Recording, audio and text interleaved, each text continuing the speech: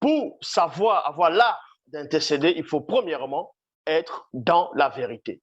En gros, dans la source. Parce que quand vous parcourez un peu les religions, comme je dis, dites révélées, vous allez voir que beaucoup de personnes vont aller prier, d'abord, même dans les fausses églises, vont venir en disant, papa, je viens devant ton trône de grâce. Vous voyez, ils vont appeler les dieux papa en disant qu'ils viennent devant le trône de grâce. D'autres disent même qu'ils vont gronder Dieu dans la prière, ils vont intercéder pour telle situation. Mais il faut savoir, premièrement, que l'homme vit dans 3 dimensions. Donc, la dimension spirituelle qui va faire allusion à l'esprit, la dimension astrale. Donc, on va parler du corps, le corps astral, donc, communément appelé l'âme, et la dimension visible, physique, donc l'avatar qu'on peut voir dans physique solide. Et quand l'homme intercède, il y a plusieurs sortes d'intercessions, de même que par rapport à la prière, il y a plusieurs sortes de prières. Mais une bonne prière doit s'alimenter, premièrement, par l'être intérieur, en gros, l'esprit, donc le mundi.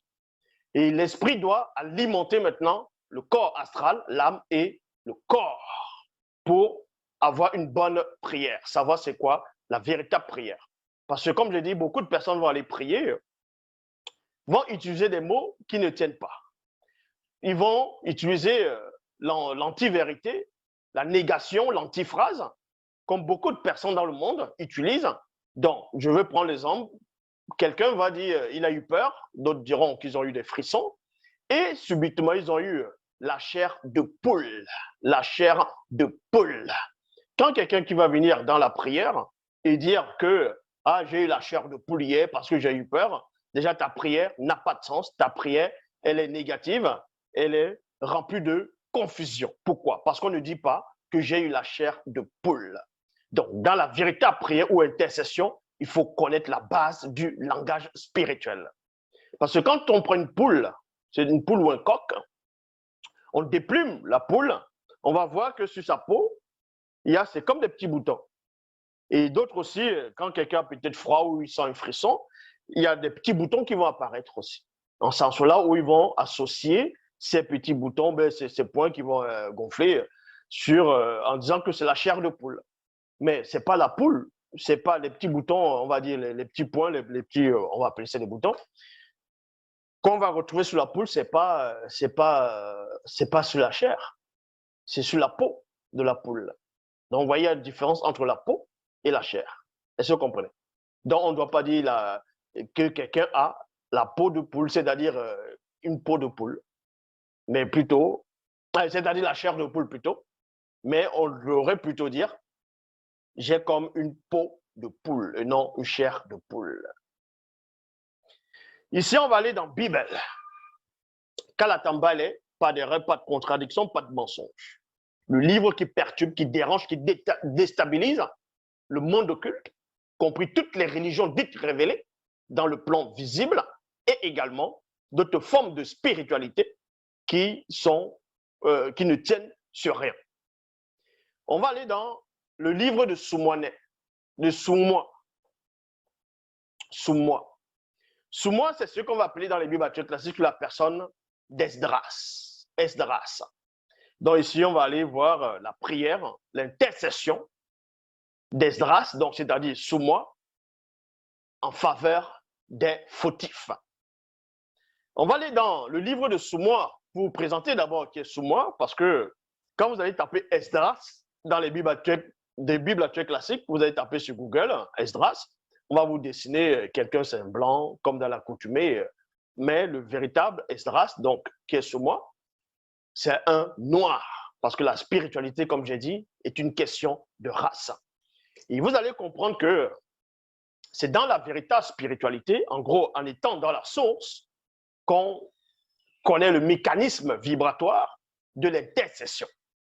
On vous dit ici dans Soumois, c'est-à-dire Esdras, chapitre 1, verset 1 à 3, il est dit ici, à l'époque où une grande partie du peuple noir, donc vous voyez, on précise ici. Or, dans les versions classiques, dans certaines versions, ils ne vont pas préciser que c'était le peuple noir, donc on faisait allusion ici. Parce qu'ils ont pris l'histoire du peuple noir, ils ont changé la couleur, lieu de naissance, le nom, les appellations, la spiritualité pour venir s'enrichir et extirper, on va dire, l'homme noir de la source originelle.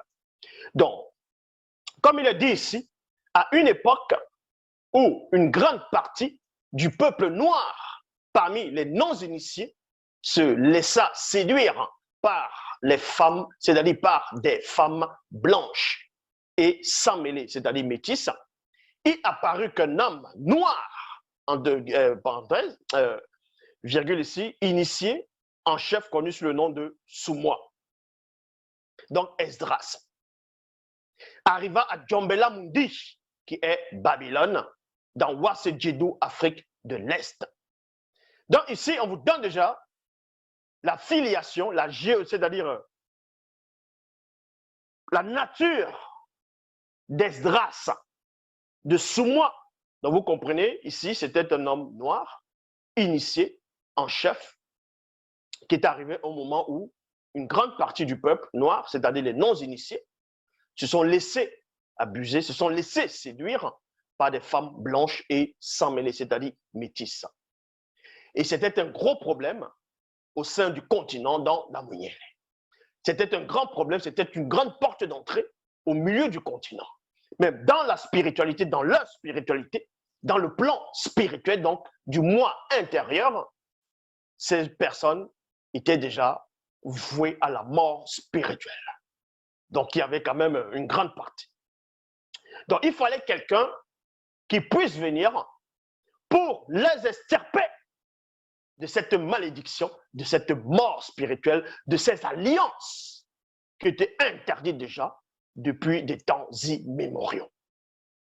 Donc, en cela, on vous dit ici, il était fils de Pangoum et descendant du grand prêtre Mwenen, Padjesse Bouam. Point. Donc, vous comprenez ici qu'on ne peut parler de quelqu'un sans aller à sa genèse, sa filiation, son origine. Donc, sous moi ici, donc eux vont l'appeler Esdras. On vous dit ici qu'il est descendant, c'est un descendant du grand prêtre Mwenen. Mwenen, c'est ce qu'on va appeler dans les Bibles classiques, c'est la personne d'Aaron, qui était le frère aîné physique, visible de Moïse. Donc, Moïse Moussa, du vrai nom Boussi. Donc, vous comprenez que, vu qu'il est un descendant de Mwenen, c'est-à-dire Aaron, le grand prêtre, on va dire le souverain sacrificateur, donc il ne vient pas ici, il ne se mène pas, il ne se mène pas de n'importe quelle lignée. C'est la lignée des prêtres, des sacrificateurs. Est-ce que vous comprenez? Par Jesse Bouam. Soumois était un lettré, virgule, grand connaisseur de la loi que Boussi avait communiquée au peuple. Donc c'est quelqu'un qui lisait, c'est quelqu'un qui connaissait la loi. Donc tu ne pouvais le tromper, tu ne pouvais le séduire, tu ne pouvais l'égarer. Non. Donc Satan lui-même ne pouvait pas venir le perturber dans la connaissance qu'il a, dans l'écriture. Parce qu'il maîtrisait, quand on dit maîtrisait, il connaissait l'écriture. Moutatedi lui avait accordé sa protection ainsi qu'un grand privilège, non, prestige, au milieu du peuple. Et lui avait accordé tout ce qu'il demandait. Il y a point ici. Donc, on vous apprend que Moutatedi, celui qui guide et qui intronise les initiés, non seulement était spirituellement avec Soumois, et aussi, il avait protégé. Il avait une grande protection de la part du Moutatedi, et le peuple aussi admirait cet homme-là, initié en chef. Cet homme, c'est lettré. Quand on dit lettré, ce n'est pas quelqu'un qui a la lèpre, ou voilà, non, il faut comprendre ces choses-là. Donc, c'est quelqu'un qui connaissait la loi, qui connaissait le mécanisme de comment Boussi opérait par rapport à la loi qu'il avait transmise au peuple. Donc, tout ce dont il avait demandé selon le verbe à Moutatedi lui accordait cela parce que Moutatedi est l'entité qui guide et qui intronise les initiés.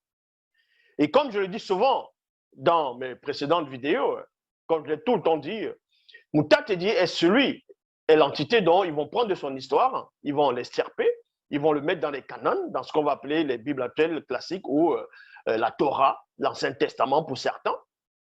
Et là-bas, ils vont lui donner le nom de Yahvé Adonai Jéhovah Elohim, l'Éternel, le faux Dieu d'Israël. Et aussi, d'autres diront que l'Éternel est une théophanie, ou bien l'ange de l'Éternel est une théophanie de Dieu lui-même. Parce que quand cet ange vient, il va jurer par lui-même. Et aussi, quand Paul dit que Dieu ne peut jurer sur quelqu'un qui est plus grand que lui, il jure par lui-même. Donc les gens ne comprennent pas comment un ange dans ce qu'on va appeler l'Ancien Testament va jurer par lui-même. Et puis on dit que Dieu ne peut jurer par quelqu'un de plus grand que lui, donc ça pourrait forcément être une théophanie de Dieu lui-même. Le problème, c'est que les gens ne comprennent pas le français. Ils n'arrivent pas à pénétrer les phrases, les mots, les conjugaisons, bref. Donc ici, quand Mutatedi va le bénir, va permettre qu'il puisse avoir un grand prestige plutôt au milieu du peuple, et il va lui accorder tout ce dont il avait besoin. Et on sait que tout ce dont il avait besoin, c'était alimenté par la parole, par le verbe. Et ensuite, là, c'était la phase 1. La phase 1, avant d'intercéder pour un peuple, avant d'intercéder pour une situation, il faut premièrement être propre, être assis dans l'écriture, savoir comment orienter ta prière, savoir comment orienter ton intercession. Parce que dans l'intercession, il faut capter les fréquences. Est-ce que vous comprenez?